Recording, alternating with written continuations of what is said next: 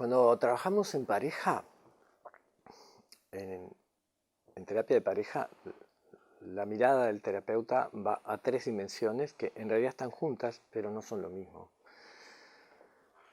Una mirada es al nosotros, a cómo construimos este vínculo, el contrato que establecimos juntos. La segunda mirada es a un nivel que llamamos interpersonal, es decir, cómo en lo cotidiano construimos una y otra vez el mismo contrato. Y por último, pero no menos importante, es que cada uno como individuo comprenda lo que está poniendo en el otro. La proyección de su relación y de su vínculo con la figura del sexo opuesto. En este caso, con su mamá o con su papá. Y entonces, la primera mirada que hacemos es intentar que la pareja se dé cuenta del contrato que los contiene, o sea, del vínculo que los contiene, porque eso es lo que les va a permitir darse cuenta de hasta dónde la relación puede crecer y comprender cómo se repite una y otra vez porque están subordinadas a ese contrato. Y mientras eso no sea iluminado por la conciencia y no se den cuenta, están atrapados dentro de ese contrato y dentro de esa repetición. La mirada a cómo lo sostienen es la parte práctica. La parte práctica de darse cuenta de que el rol que cada uno tiene retroalimenta permanentemente las mismas respuestas y las mismas situaciones una y otra vez. Y finalmente es darse cuenta de que hay una intención individual en reproducir eso para poder sostener la identidad alcanzada hasta ese momento que lo salva del dolor. Entonces, para poner un ejemplo gráfico en una situación de pareja, la forma es, por ejemplo, que ella habla y habla y habla y le dice cosas que siente y llora, y él la mira y no le dice nada. No habla, no responde. Entonces en un momento interrumpo la interacción y les pregunto si es así como se relacionan siempre. Y primero quedaron sorprendidos y luego les pregunté cómo se sentía ella hablando y que él no lo respondiera. Entonces dice exactamente lo mismo que me pasaba en mi casa con mi papá.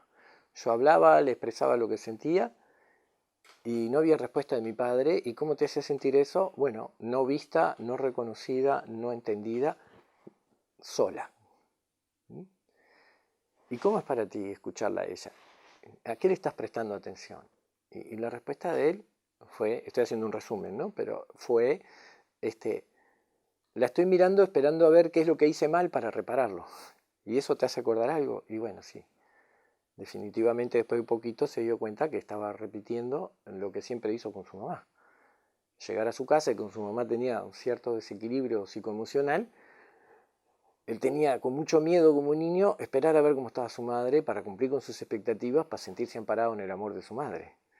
Entonces, en realidad lo que estaba haciendo era esperar a ver qué podía hacer él para reparar el dolor o el sufrimiento que le había generado a ella desde un lugar de culpa. No tenía nada para decir, más que esperar a ver si eso era un rezongo o una invitación.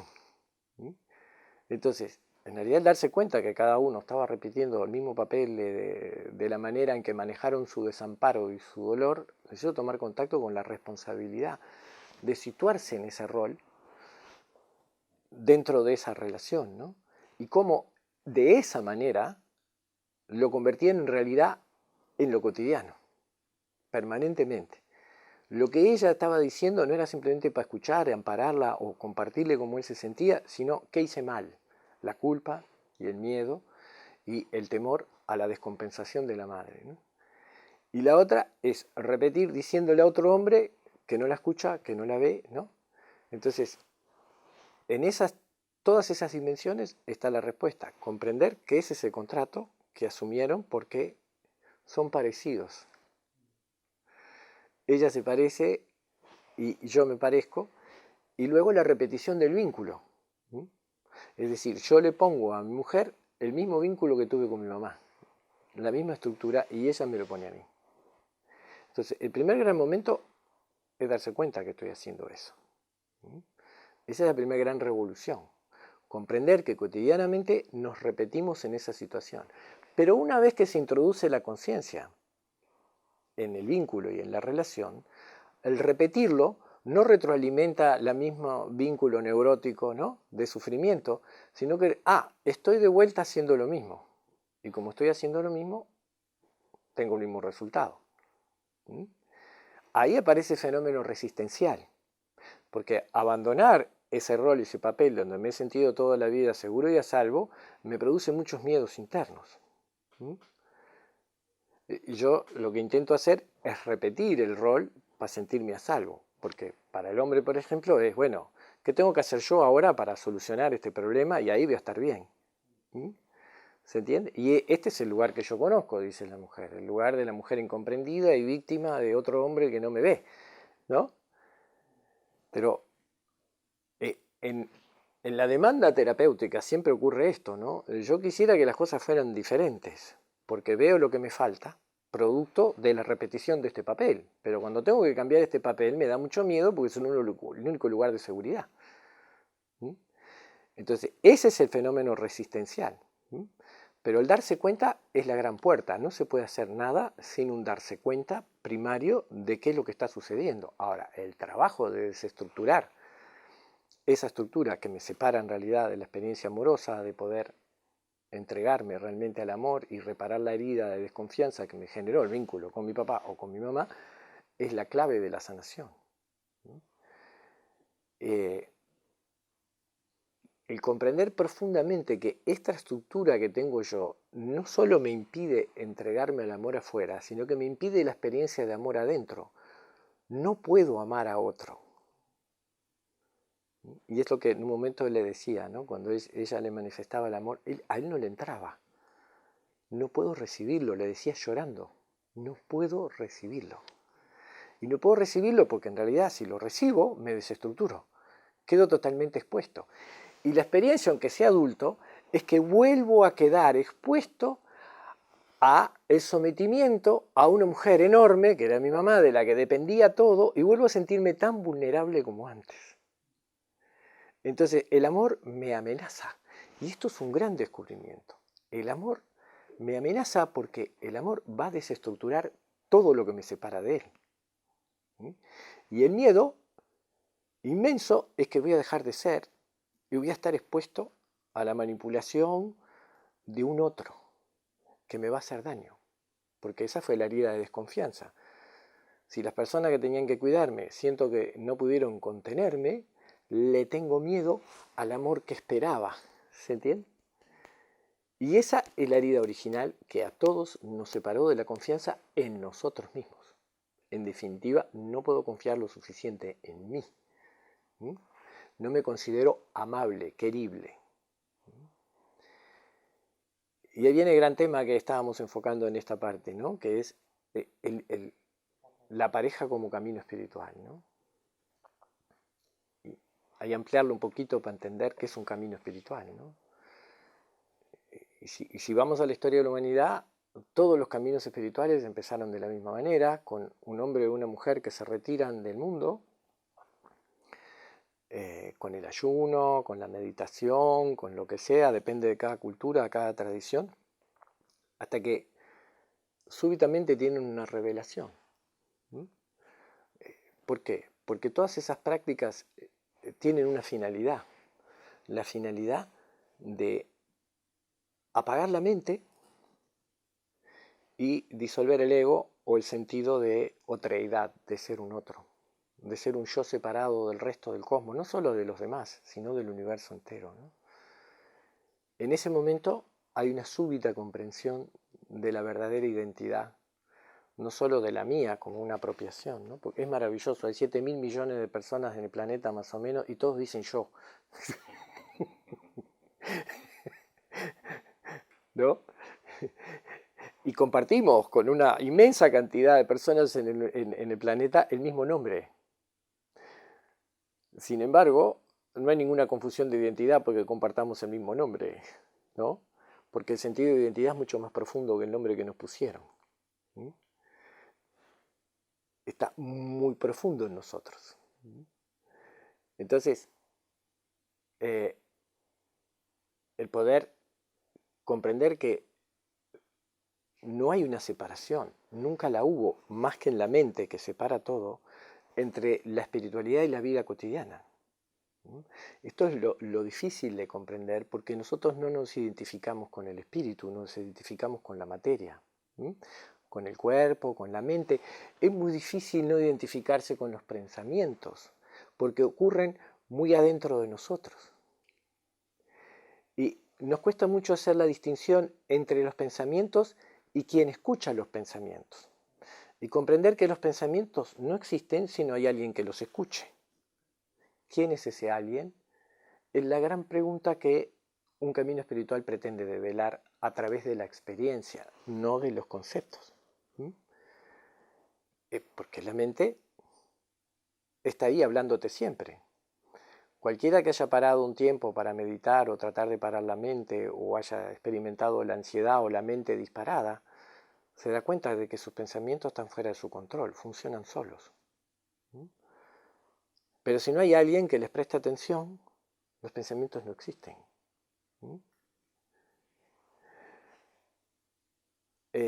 Entonces, lo que verdaderamente me separa de comprender quién realmente soy, de mi verdadera identidad, son esos obstáculos. En realidad son varios velos. En todas las tradiciones espirituales, más allá de donde vengan, se habla de los velos en los que en realidad se envuelve el espíritu para olvidarse de quién es y tener esta experiencia. Ahora no vamos a entrar en explicar el porqué de esto, porque inclusive quien hace la pregunta es la mente, que es uno de los velos que oscurecen la verdad de la esencia, ¿no? Pero yendo a lo práctico, a la comprensión práctica, el primer velo que nos ponemos es la aparición del ego, ¿no? El principio de separación, ¿no? Porque vean, yo no puedo decir mis pensamientos sin un ego que se apropie de ellos y diga, estos son mis pensamientos, o son mis sentimientos. Y una parte que disuelve ese ego es cuando los comparto con otros. Cuando comparto con otros mis pensamientos y mis sentimientos y encuentro una comunalidad en esos pensamientos y sentimientos, lo que se produce automáticamente es como un descenso de lo egoico, que se traduce como un cierto estado de paz y de calma que genera una intimidad. Cuando me siento comprendido, cuando expreso mis sentimientos, desaparecen un montón de dudas y de pensamientos y hay como un estado de silencio que me toma. Y disfruto de la compañía de un otro. En realidad, disfruto de la compañía de otras personas. Esas personas que disfruto son las personas que, por el ámbito que se genera, me permiten ser yo mismo. La experiencia que siento es de que fluyo. ¡Qué alivio! No tengo que defenderme, ni negociar, ni ver qué voy a tener que decir para ser aceptado y cómo voy a ser incluido, ¿no? Hay unas máscaras que van cayendo mientras más profundo puedo expresar lo que siento. Y eso no lo puedo hacer sin otros que me lo permitan, ¿no? Es como esta maravilla de preguntarte qué sentís. Me acuerdo una vez de un colega de psicología hace años que resulta que tenía un hijo en una de mis clases de la facultad, ¿no? Y me contaba, mi hijo vino a decirme, hay un profesor en la facultad que lo primero que hizo, eran como 200, ¿no? Fue preguntarnos cómo nos sentíamos y cómo estábamos viviendo la experiencia de ser alumnos en la facultad. Y se hizo un silencio y nadie sabía qué decir. Pero en realidad, porque nunca nadie nos había preguntado. Esto no lo digo para decir, qué bárbaro lo que hice, ¿no? Pero para ver la fuerza que tiene, ¿no? Esto de preguntarle a alguien cómo se siente y salir del anonimato de la estructura, el profesor da la clase, vos repetí, ¿no? Sino de que te pregunten cómo está siendo para ti, cómo es para ti estar acá, ¿no? Y el movimiento espontáneo que muchas veces haciendo esas cosas se producía, de en 200 alumnos empezar a llorar, a contar su historia y a generar un movimiento emocional y una energía en todo el grupo impresionante de intimidad y romper con esa sensación común de nuestra cultura de que estamos todos solos cuando estamos juntos, por más que sea una multitud, ¿no? Porque se rompieron las barreras. Y empezamos a hablar de lo que nos pasa, ¿no? Entonces, no hay lugar más íntimo que la pareja. la familia, ¿no? Pero siguiendo con esto de la pareja, ¿no? Porque es la persona que comparte conmigo la cotidianidad, que percibe con claridad el doble discurso, el discurso para adentro, el discurso para afuera, que ve mis vulnerabilidades, mis errores, las contradicciones, ¿sí? Y también dependiendo de cómo las encara, me entierra o me rescata, por decir así, o la entierro y la rescato, ¿no? De cómo se puede construir un espacio en esto de volver a reafirmar que no existe una separación entre la vida espiritual y la vida cotidiana y que el espíritu está allá y esto es algo de lo que nos convencieron, la separación está solo en la mente, en la división de espacios, el espíritu es para el templo, si crees en algo, la cabeza es para el psicólogo y el cuerpo es para el médico, ¿no? La fragmentación, la disociación que tenemos en nuestra cultura, ¿no? Todo separado, ¿sí? Está todo junto, el espíritu es el fundamento de todo, ¿sí?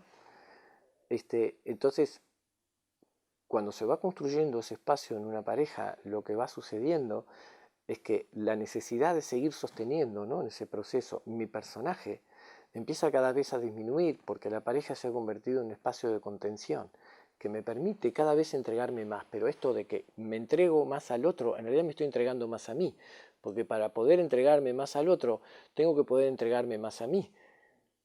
Y para poder entregarme más a mí, tengo que tener la garantía de que vos no me vas a lastimar. Porque mientras más salgo de mi defensa, más siento.